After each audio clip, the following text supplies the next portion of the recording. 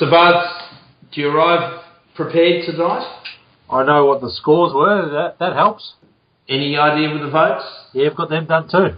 Goal kickers? Yes, I have notes, Grant. I have notes. Okay, well, we better kick this off, Buzz.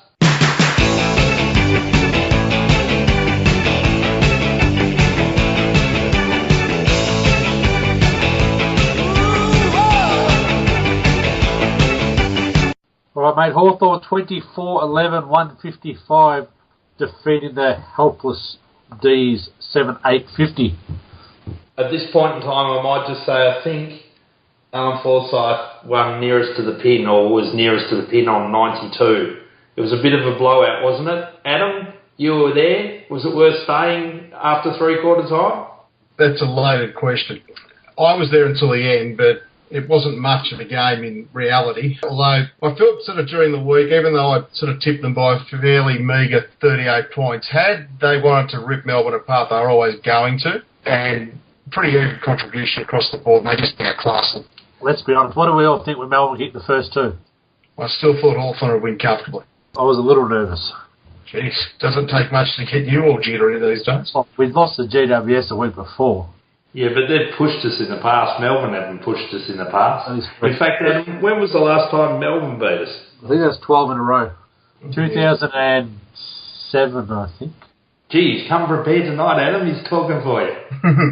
So, Bart, goal kickers. Did we get the right spread that you like? We had a good spread, mate. 13 goal kickers, and of those, 7 kicks, 2 or more, which is a very nice spread indeed. And we'll be interested in your votes, because Adam and I were a bit split as to who we thought should take the 5. Yeah, I think there's a number of people that could have taken a 5, but I've maybe gone out there a little bit, but I've given a 5 to the young fella, Billy Hawthorn. I thought 26 very hard-running disposals at 100% efficiency was good enough. 4 to Mitchell, 3 to Roughhead, 2 to Shields, and 1 to Rioli. So, Adam, you were giving Rioli the 5. I was giving the Rioli the 5 at three-quarter time, for sure. Not that the game was ever there to be won, but early on, Rioli did some great things. And Billy Hawthorn, I don't think we can argue. I think we were giving him the 4, but it was a pretty good game. He was in all the right places, and his run, it's pretty good, isn't it, Adam, given that Smith didn't play? Yeah, he's got some serious wheels. He's only light. He's probably mid-70 kilos, I guess, and probably doesn't have a great contested game at this stage. But when you've got endurance like that and the leg speed to go with it, he's rather a deadly weapon when put out into space. Mind you, he was only running around Witch's Hat. Yeah, true, but he's a good finisher. He's got good skills. He's certainly got a future. And Bard Shelley kicked 2. You impressed with that? Oh, well, I was impressed with his kick of a goal. It was nice and straight. I thought he provided a contest and brought the ball to the ground a bit. The jury's still well until the end if he's going to make it. 8 possessions in a game like that, you'd probably think he'd get on the end of it a bit more often, but he wants to play forward, so I guess he got a chance. Do you know, if I was out on the field, I'd always know where the ball was if it was near Showmakers. Why is that, Grant? Because whatever way he goes, go the other way. That's where the ball will be. It was a good marking took, I'll give him that. All right, well, I don't think there's much more we can bleed out of this game. It was what it was, wasn't it? Yeah, I think so. And look, it was, as we alluded to on the Facebook group, there's a few blokes who got themselves back into a bit of form. But Langford was probably one of those, and obviously Roughhead, so always good to have a game like that to sort of get things going, and hopefully we can maintain it for a second week. Look, the only bloke who didn't play himself into form was Suckling, but I reckon after this break that's about to come up, Adam might have something to say about Suckling. Yeah, I dare say you're right there, Housey.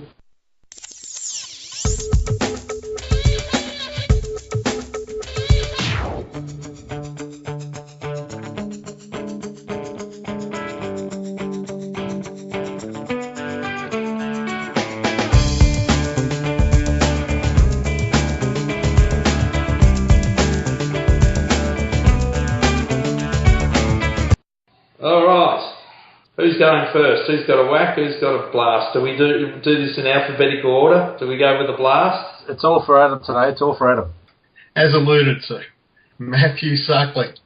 Now, it's fair to say that he hasn't been in great form this season. It's fair to say he has a lot of fans out there that will tell you in quite a blinkered, ignorant and erroneous fashion that he's an elite kicker of football. Nothing could be further from the truth. On the weekend against Melbourne, time and time again, this man, this alleged elite kick, had yards of space and no pressure on him, only to shank the ball, scrub it along the ground, kick it into no man's land and run into an open goal and scrub it through from behind. I mean, this is a man that is holding out allegedly for more money from the Hawthorn Football Club. The same man that was also allegedly put on the trade table last year and had no takers. His form has not improved. He's not now best 22. He won't find a club next year under free agency prepared to pay him the money he's after. It's high time he had a look at himself in the mirror and started to play football the Hawthorn way. Oh. Whack. Is he out of the side this week, Wedders, do you reckon? Oh, he may not be out of the side this week, but I look at our best 22 and I can't find a spot for him in it. Now, if you look at last year's grand final side, Doc Giray came off the pine at three-quarter time or thereabouts. Now, he's gone straight past Suckling, straight past him and wouldn't see him looking in the rearview mirror.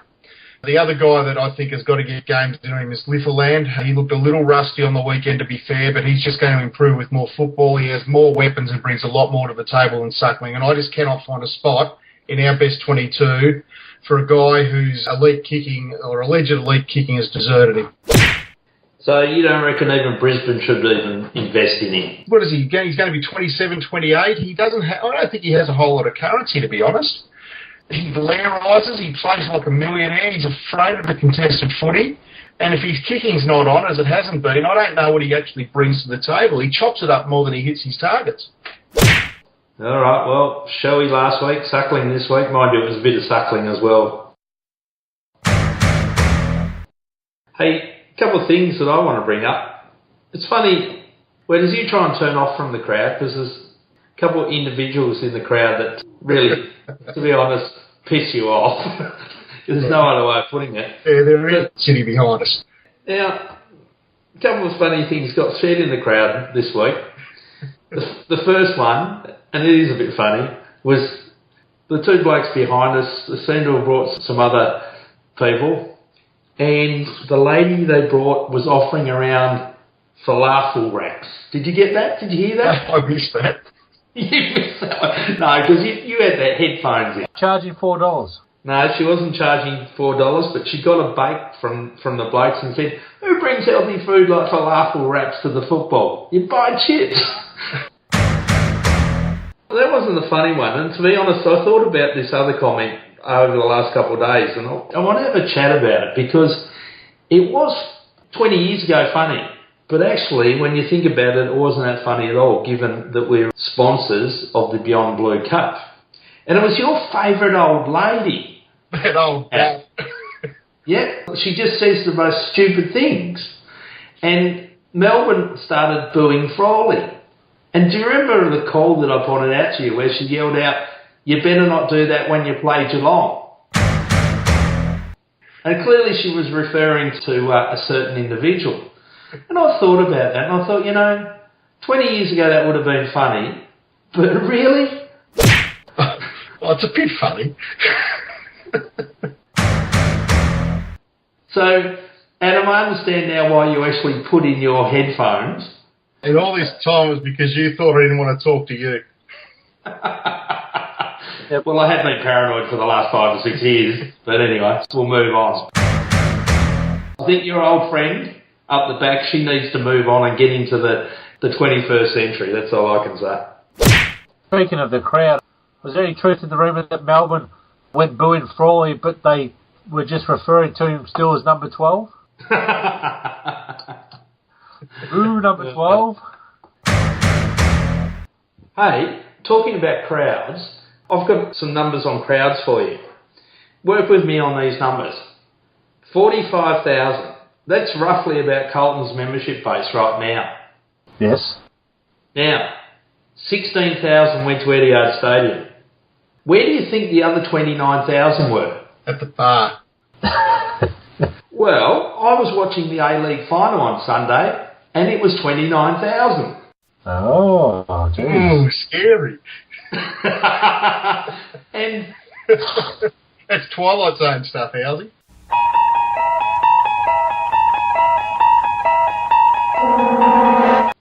That kind of fits in with the old relationship of Carlton and the soccer. Is that what you're getting at?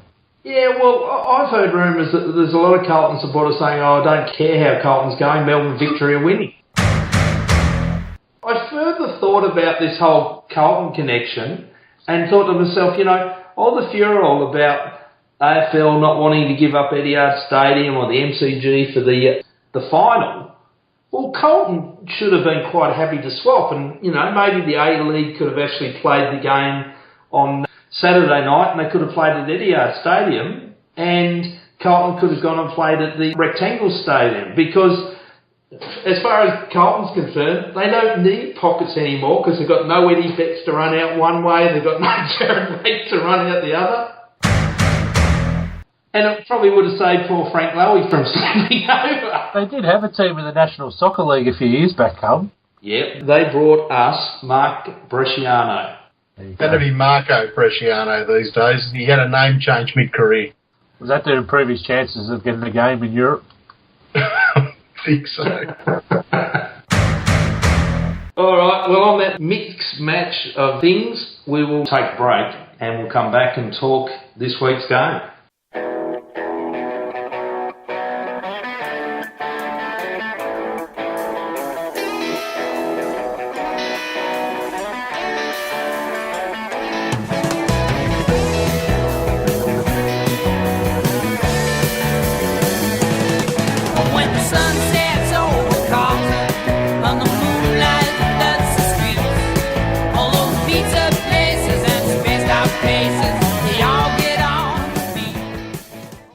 Have you stolen Daniel Andrews' glasses early?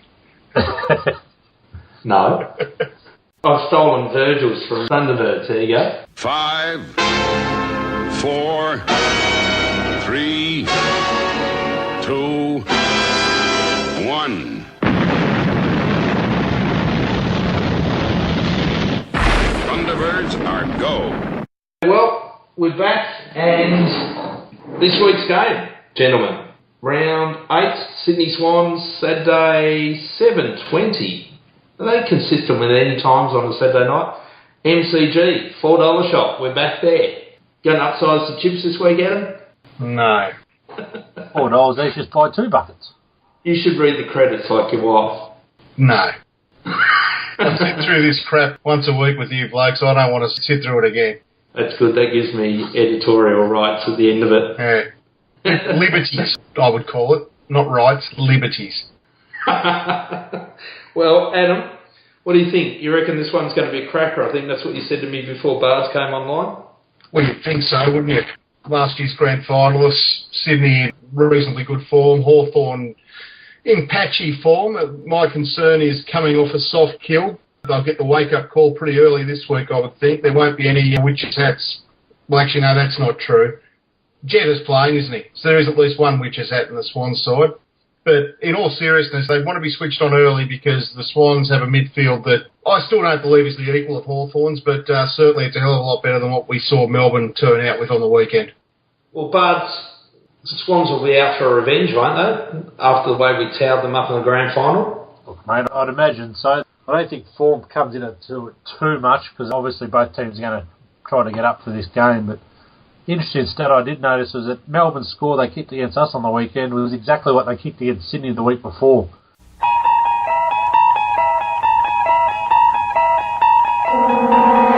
But Sydney only managed 12 goals against them, so whereas we managed twice that in 24. So I think our forward line's more potent, just our scoring options. Obviously they're going to be going on about twin towers, but I think it makes them predictable, and I think that's where we can win the game, just have more options. We ranked first in the league in inside 50s and they ranked 6, and I think that's the key. Just keep pumping it in. Isn't the key just to get out of the centre, to be honest? Well, that's obviously part of it, but I reckon even with both midfielders, as Adam said, both being pretty strong, I think that's going to be fairly even. As long as we don't get smashed in that area, I think we'll be all right. So, potentially 3 changes here, aren't there? As far as I can see it, Smith has to come back in the side. Yep. I probably think Hawthorn comes out to rest him after that good game. Yeah, he's not big body enough, really, to be playing in a game like this. We've clearly got a chance of getting Lake back in, and I think Shuey's out as a result of that. and then you've got to get Lewis back in the side. So, Adam, who goes out for Lewis? It's a good question. You've raised a couple of really good points. I wouldn't be so quick to drop Hawthorn. That's just my opinion. You don't drop a kid in form. And I think where you can get Sydney is with some outside run. I don't think they've got a hell of a lot of leg speed, Sydney. Simpkins first out, surely. Yeah, Simpkins out. Maybe Hawthorn comes on as the sub. Maybe somebody like Suckling misses out. Or Little If Lake comes in and plays back, which obviously he will, we're probably one too many flankers in the side because that frees Gibbo up to go to a flank. So you'd imagine then that either Little or Suckling should be the one. Who plays on Tippett? Oh, mate, who cares, honestly? He's a spud. He's an absolute spud. Can we put Rioli on it? Well, here's the thing about Rioli. What's the weather going to be like on Saturday night? Because you know my theory about Saturday nights in winter, those conditions and Rioli don't mix.